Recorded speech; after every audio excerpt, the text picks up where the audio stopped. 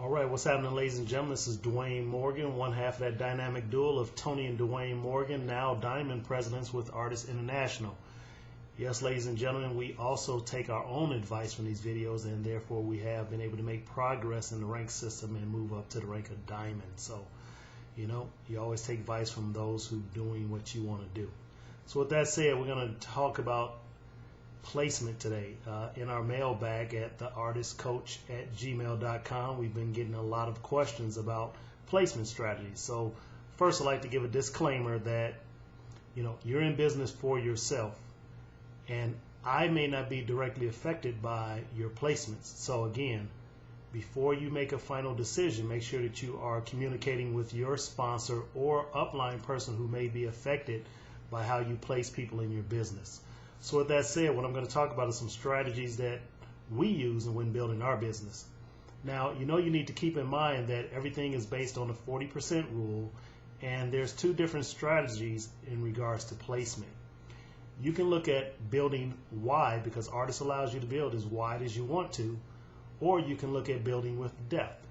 Now, when you're looking at building with depth, it's going to also play into your power start, and most people in this business are making their placement strategies based on maximizing the power start. And power start is maximized by reinforcing people in your business that's building a business. So when you go wide, for instance, and you continue to place everyone front line to you, you're not maximizing the volume that comes from each person that you personally bring into the into the business. So let's look at that. You bring in 5 people and you place them all front line to you. That means if they all came in on power packs and you receive 200 in volume, only you will benefit from that volume. In contrast, if you have people in your business that's building and you reinforce what they're doing by placing your new enrollees under them as the sponsor placement, then that same 200 in volume will move up through them, still up to you. So you're maximizing the use of your volume that you're creating. So again, let's look at that. So in our strategy, we start out building at least 5 wide. And again, with the power start, everyone wants to bring in the maximum. Your goal is to bring in the maximum of 12 so that you maximize the power start. But then you're going to observe who's working the business out of those 12 and start to reinforce. If you can go at least 5 wide, you'll have a good business, because remember, you need at least 3 legs of business in order to maximize the rank system. Because of the 40% rule, you're going to have at least 3 legs of business in order to maximize the rank program and reach platinum executive. You can't do it with just 1 or 2 legs. You're going to have 3 based on the 40% cap limitations.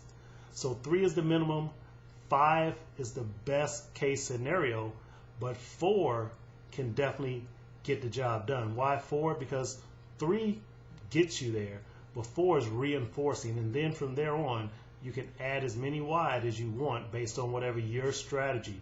So when we're looking at power start and placement, you want to bring in at least 12 people so you maximize power start, because you need 12 active personally sponsors to maximize that. And then you want to at least look for 4 to 5 legs that's really working the business. And then it's my suggestion that as you see people that's working the business, when you get new personally enrolled reps, that you reinforce those people who are building a business so that you can maximize the volume that you're bringing into your organization. So therefore, you would place your new personally enrolled under your other team members that's building as the placement sponsor, and therefore you're maximizing the volume. Now, if you put your first 6 people in and no one's doing anything, you can continue to go wide as long as you want until someone in your organization starts to build depth. And then you want to start to reinforce what they're doing with your enrolls. Now, the one thing I always say, but you can make your own decision, is never, never, never give up your enrollment. Sponsor placement is not giving up your enrollment. You are just reinforcing and placing people under someone that you enroll. But always keep your enrollment, because it will definitely benefit you in your overall scheme of things. So again, before you make any placement decisions, make sure that you are communicating with the other people in your organization who are affected. And also remember with placement that you have the waiting room. That's a great part of Ardyss, that when you place everyone in your business, they're always front line. And that gives you an opportunity to see who's going to do what. And then at that point, you can move people out of the waiting room and into the placement position that you want them at. So again, go to Ardyss University, get all the information on how the waiting room and your downline organization flows, and then use some of these placement strategies that we talked about today to build your organization. So with that said, we can talk about it or we can do it. But remember, none of this will mean anything if you're not out building a business.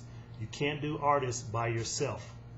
You have to have a team, because teamwork makes the dream work. We'll see you at the top.